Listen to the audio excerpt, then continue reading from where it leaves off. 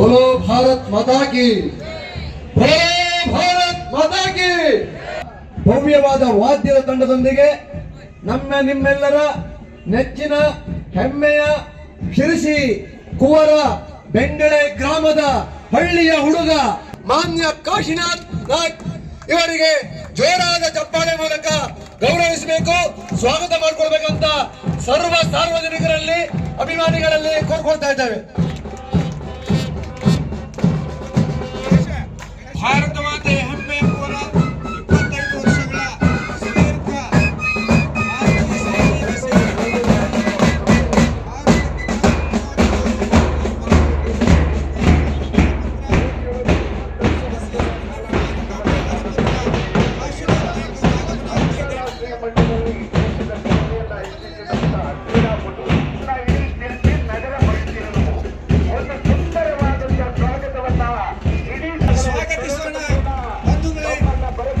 25 ವರ್ಷಗಳ ಸುದೀರ್ಘ ಐತಿಹಾಸಿಕ ಕ್ಷಣಗಳಿಗೆ ಶಿರಸಿನಗರ ಸಾಕ್ಷಿಯಾಗ್ತಾ ಇದೆ. 25 ವರ್ಷಗಳ ಸುದೀರ್ಘ ಸೇವೆಯನ್ನು ಸಲ್ಲಿಸಿ ಏಕಲವ್ಯ ಪ್ರಶಸ್ತಿ ಪುರಸ್ಕೃತ, ಕರ್ನಾಟಕ ರಾಜ್ಯೋತ್ಸವ ಪ್ರಶಸ್ತಿ ಪುರಸ್ಕೃತ ಶ್ರೀಯುತ ಕಾಶಿನಾಥ್ ನಾಯ್ಕ್ ಅವರ ಆಗಮನ ಆಗ್ತಾ ಇದೆ.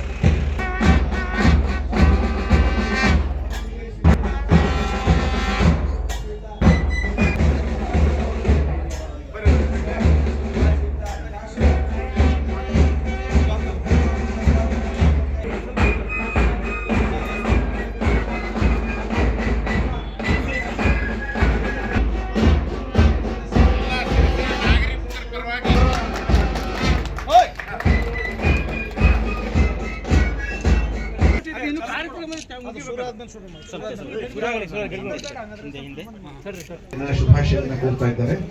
ಈಗ ನಾವೆಲ್ಲರೂ ಘೋಷಣೆ ಮೂಲಕ ಭಾರತೀಯ ಸೈನ್ಯಕ್ಕೆ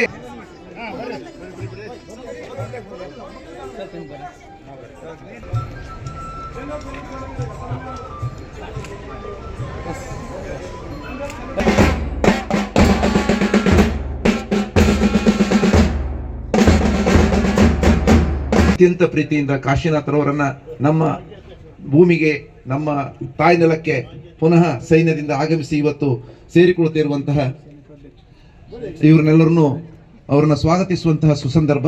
ಹಾಗಾಗಿ ನಾವೆಲ್ಲರೂ ಸೇರಿ ಅವರನ್ನ ಅತ್ಯಂತ ಪ್ರೀತಿಯಿಂದ ಗೌರವಿಸೋಣ. ಸ್ವಾಗತವನ್ನು ಕೋರ್ತಾನೆ. ನಿವೃತ್ತ ಸೈನಿಕರಿದ್ರಿ, ಎಲ್ಲರಿಗೂ ಮೊದಲಿನ ಆತ್ಮೀಯ ಸ್ವಾಗತವನ್ನು ಕೋರ್ತಾ ಇದ್ದಾನೆ. ನಮ್ಮ ಕಾಶಿ ಏಕಲವ್ಯ ಪ್ರಶಸ್ತಿ ಪುರಸ್ಕೃತ, ಇಂಡಿಯನ್ ಆರ್ಮಿ ಸುಬೇದಾರ್, ಕರ್ನಾಟಕ ರಾಜ್ಯೋತ್ಸವ ಪ್ರಶಸ್ತಿ ಪುರಸ್ಕೃತ, ಅಂತಾರಾಷ್ಟ್ರೀಯ ಮಟ್ಟದಲ್ಲಿ ಹಲವು ಬಾರಿ ಪದಕಗಳನ್ನು ವಿಜೇತ ಮಾಡಿದಂತಹ ಹೆಮ್ಮೆಯ ಕುವರ, ಹಳ್ಳಿಯ ಹುಡುಗ, ಬಡಬೇದ ಕಾಶಿನಾಥ್ ನಾಯ್ಕ್. ಹಾಗೆ ಮುಂದುವರೆದು ಅವರು ಕಾಮನ್ವೆಲ್ತ್ ಗೇಮ್ನಲ್ಲಿ ಇಂಡಿಯಾಕ್ಕೆ ಫಸ್ಟ್ ಜಾವೆಲಿನ್ನಲ್ಲಿ ಕಂಚಿನ ಪದಕ ತೆಗೆದುಕೊಂಡಾಗ ಇಂಡಿಯಾದ ಪ್ರಥಮ ಕಾಮನ್ವೆಲ್ತ್ ಜಾವೆಲಿನ್ ಕ್ರೀಡಾಪಟು. ಹಾಗೆ ಮುಂದುವರೆದು ತಾವೆಲ್ಲ ಕೇಳಿದಿರಿ, ಕಾಶಿನಾಥ್ ನಾಯ್ಕ್ ಹೆಸರು ಎಷ್ಟು. 2 ಜನನು ಸಿಲೆಕ್ಷನ್ ಆದರು. ಅಲ್ಲಿ ಮಿಲಿಟರಿಯಲ್ಲಿ ಒಂದು ಅವಕಾಶ ಇರ್ತದೆ, ಇವರಿಗೆ ಇಷ್ಟವಾದ ಕ್ರೀಡೆಯನ್ನು ತೆಗೆದುಕೊಂಡು ಅದರಲ್ಲಿ ಮುಂದುವರಿಲಿಕ್ಕೂ ಅವಕಾಶ ಇರ್ತದೆ. ಇವರು ಜಾವಲಿನನ್ನು ಆಯ್ಕೆ ಮಾಡಿಕೊಂಡ್ರು. ಅದರ ನಂತರ ಅವರು ಬಾಡಿ ಬಿಲ್ಡಿಂಗ್ ಆಯ್ಕೆ ಮಾಡಿಕೊಂಡ್ರು. ಜಾವಲಿನ್ನಲ್ಲಿ ಅಂತರ್ದೇಶದ ಹೆಸರನ್ನು, ರಾಜ್ಯದ ಹೆಸರನ್ನು ಹಾಗೂ ಸಿರಸಿಯ ತಾಲೂಕಿನ ಹೆಸರನ್ನು ಪ್ರಜ್ವಲಿಸುವಂತೆ ಮಾಡಿದಂಥವರು ಈ ಕಾಶಿನಾಥ್ ನಾಯ್ಕರು. ಪ್ರತ್ ಹೇಳ್ತಾರೆ, ಅವ್ರ ಮನೆ ಗದ್ದೆಯಲ್ಲಿ ಬೀಸಾಡಿ ಪ್ರಾಕ್ಟೀಸ್ ಮಾಡಿದವರು ಅವರು. ಸಮಯಗಳ ಅಂದರೆ ಪರಿಸ್ಥಿತಿ ಅಂದರೆ ಆವಾಗ ಜಾವಲಿಂಗಿಗೆ 60 ರೂಪಾಯಿ ಇರ್ಬೋದು, ಈಗ ಅದು ಬ್ಯಾಂಬೂದು ಈಗ 250 ರೂಪಾಯಿ ಉಂಟು. ಆದರೆ ಕಾಶಿನಾಥ್ ನಾಯ್ಕರು ಎಸೆದಂಥ ಜಾವಲಿನ್ 10 ಲಕ್ಷರದ್ದು ಇರಬೇಕು. ಅದು ರೇಂಜ್ ಇರ್ತದೆ. ಫಸ್ಟು ಅವರು ಕಲಿತದ್ದು ಸಮಯಗಳಲ್ಲಿ, ಅದರ ನಂತರ ಹಂತ ಹಂತವಾಗಿ. ನಮಸ್ಕಾರ, ಜೈ ಹಿಂದ್. ವೇದಿಕೆ ಮೇಲೆ ಉಪಸ್ಥಿತಿರುವಂಥ ಎಲ್ಲ ಗಣ್ಯರಿಗೂ ಹಾಗೂ ಈ ಒಂದೇನು ಕಾರ್ಯಕ್ರಮವನ್ನು ನಡೆಸ್ತಾ ಇದ್ದಾರೆ ನಗರಸಭೆ ಆಗಿರ್ಬೋದು, ನಮ್ಮ ರಾಜ್ಯ ನೌಕರರ ಸಂಘ ಹಾಗೂ ರಿಟೈರ್ಡ್ ಸೈನಿಕರು, ಹಾಗೆ ಬಂದಂಥ ಎಲ್ಲ ನಾಯಕರು, ಮತ್ತು ಇವತ್ತಿನ ಬೈಕ್ ರ್ಯಾಲಿಯಲ್ಲಿ ಭಾಗವಹಿಸಿದಂಥ ಎಲ್ಲರಿಗೂ ಅಕಸ್ಮಾತ್ ಯಾರಿಗಾದರೂ ನಾನು ನಮಸ್ತೆ ಮಾಡಲಿಲ್ಲ ಅಥವಾ ಜೈ ಹಿಂದ್ ಮಾಡಿದ್ದಿಲ್ಲ ಕ್ಷಮೆ ನಾನು ಅವರಿಗೆ ಕ್ಷಮೆ ಕೇಳ್ಕೊಳ್ತೀನಿ. ತಮ್ಮೆಲ್ಲರಿಗೂ ನನ್ನ ಹೃದಯಪೂರ್ವಕವಾಗಿ ನಮಸ್ಕಾರ. ಜೈ ಹಿಂದ್. ಈಗ ನಾನೆಲ್ಲ ಇಷ್ಟೆಲ್ಲ ಒಂದು ಸಾಧನೆ ಮಾಡಲಿಕ್ಕೆ ಯಾರ್ಯಾರು ಕಾರಣ ಅವ್ರ ಬಗ್ಗೆ ನಾನು ಸ್ವಲ್ಪ ಹೇಳಲಿಕ್ಕೆ ಇಷ್ಟಪಡ್ತೀನಿ. ಮತ್ತು ಇಷ್ಟೊಂದು ಇನ್ನೊಂದು ಹಳ್ಳಿಯಲ್ಲಿ ಹುಟ್ಟಿ, ಬೆಂಗಳೂರಿನ ಒಂದು ಗ್ರಾಮದಲ್ಲಿ ಹುಟ್ಟಿ 25 ವರ್ಷ ನಾನು ಆರ್ಮಿಯಲ್ಲಿ ಸೇವೆ ಸಲ್ಲಿಸಿ ಈ ಒಂದೇನು ಸಾಧನೆ ಮಾಡಿ ಬಂದಿದ್ದೀನಿ, ಅದ್ರ ಬಗ್ಗೆ ಒಂದು ಕಿರು ಪರಿಚಯವನ್ನ ಹೇಳ್ಕೊಳ್ಳಿಕ್ಕೆ ಇಷ್ಟಪಡ್ತೀನಿ. ಯಾಕೆಂದ್ರೆ ಮನುಷ್ಯ ಏನಾದರೂ ಒಂದು ಮಾಡಬೇಕು ಅಂತ ಹೇಳಿ ನಿಶ್ಚಯ ಮಾಡಿಕೊಂಡ್ರೆ ಅದನ್ನು ಮಾಡ್ಲಿಕ್ಕೆ ಸಾಧ್ಯ ಇದೆ. ಅದನ್ನು ನಾನು ಮಾಡಿ ತೋರಿಸಿದ್ದೀನಿ. ಬಟ್ ಇನ್ನೂ ನನ್ನ ಮಂಜಿಲ್ಗೆ ಅಂದ್ರೆ ನನ್ನ ಏಮ್ ಏನಿದೆ ಆ ಏಮ್ ಇನ್ನೂ ಮುಟ್ಲಿಲ್ಲ.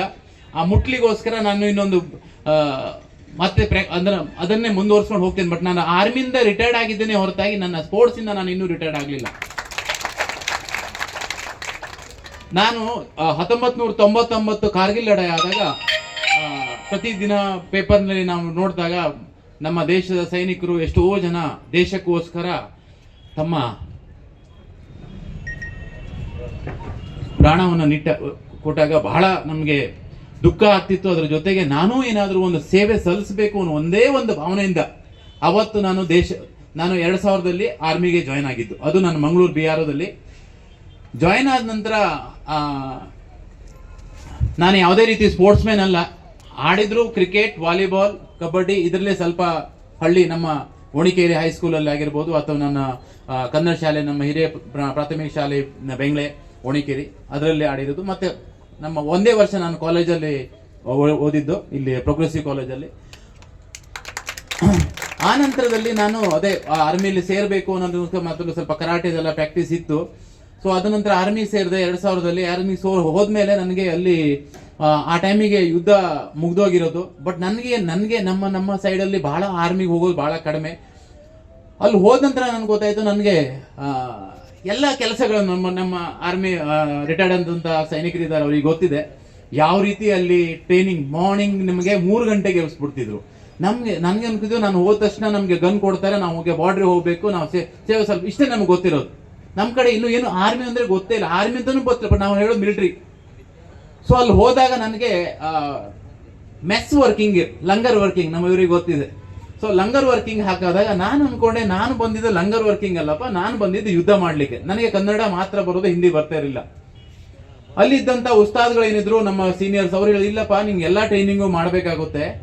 ನನಗೆ ಅವ್ರು ಹೇಳಿದ ಅರ್ಥ ಆಗಲಿ. ಯಾರು ಕರ್ನಾಟಕ ಕರ್ಕೊಂಡು ಬರಪ್ಪ, ಕನ್ನಡದ ಹುಡುಗನ ಕರ್ಕೊಂಡು ಬಂದು ಅವನು ನಂಗೆ ತಿಳಿಸಿ ಹೇಳಿದ್ರು, ಇಲ್ಲ ನಾನು ಬಂದಿದ್ದು ಯುದ್ಧ ಮಾಡ್ಲಿಕ್ಕೆ ಮಾತ್ರ, ನಾನು ಈ ಲಂಗರ್ ಕೆಲಸಕ್ಕೆ ಬಂದವನಲ್ಲಪ್ಪ ಅಂತ ಹೇಳ್ಬಿಟ್ಟು ಅಳ್ತಾ ಇದೆ. ಅವಾಗ ಅವರು ನನಗೆ ಕನ್ನಡದಲ್ಲಿ ಕೆಲವರು ತಿಳ್ಕೊಂಡು ಹೇಳಿದ್ರು. ಆಮೇಲೆ ಯಾಕೋ ಸ್ವಲ್ಪ ದಿವಸ ನನಗೆ ಇಷ್ಟ ಆಗಲಿಲ್ಲ. ಮತ್ತೆ ನಮ್ಮ ಉಸ್ತಾದ್ಗಳೆಲ್ಲ ಈ ಸ್ಪೋರ್ಟ್ಸ್ ಪರ್ಸನ್ಗಳನ್ನ ಕೈ ಬೆಳೆ ತೋರಿಸಿ ನೋಡಿ ಇವರೆಲ್ಲ ಹಿಂಗೆ ನ್ಯಾಷನಲ್ ಮೆಡಲ್ ಮಾಡಿದ್ದಾರೆ, ಹಿಂಗೆ ಇಂಟರ್ನ್ಯಾಷನಲ್ ಮೆಡಲ್ ಮಾಡಿದ್ದಾರೆ, ಅವ್ರನ್ನ ತೋರಿಸಿದಾಗ ನಾನು ಯಾಕೆ ಆಗ್ಬಾರ್ದು, ನನಗೂ ಸ್ಪೋರ್ಟ್ಸ್ ಅಲ್ಲಿ ಏನು ಮಾಡಬೇಕು ಅಂತ ಇಚ್ಛೆ ಇತ್ತು. ಅಲ್ಲಿ ಸಿಕ್ಕಂತ ಅವಕಾಶ ನಾನು 2-3 ವರ್ಷಗಂಟ್ಲೆ ರಜೆನೇ ಬರ್ತಿರ್ಲಿಲ್ಲ. ವರ್ಷದಲ್ಲಿ ಆರ್ಮಿಯವರಿಗೆ 3 ತಿಂಗಳ ರಜೆ ಇದ್ರು ಸಹಿತನು ರಜೆ ಬರ್ತಾನೆ ಇರಲಿಲ್ಲ. ರಜೆ ಬರ್ದೇನೆ ನಾನು ಪ್ರಾಕ್ಟೀಸ್ ಮಾಡಿದೆ. ಮಾಡಿ ನಾನು ನ್ಯಾಷನಲ್ 2000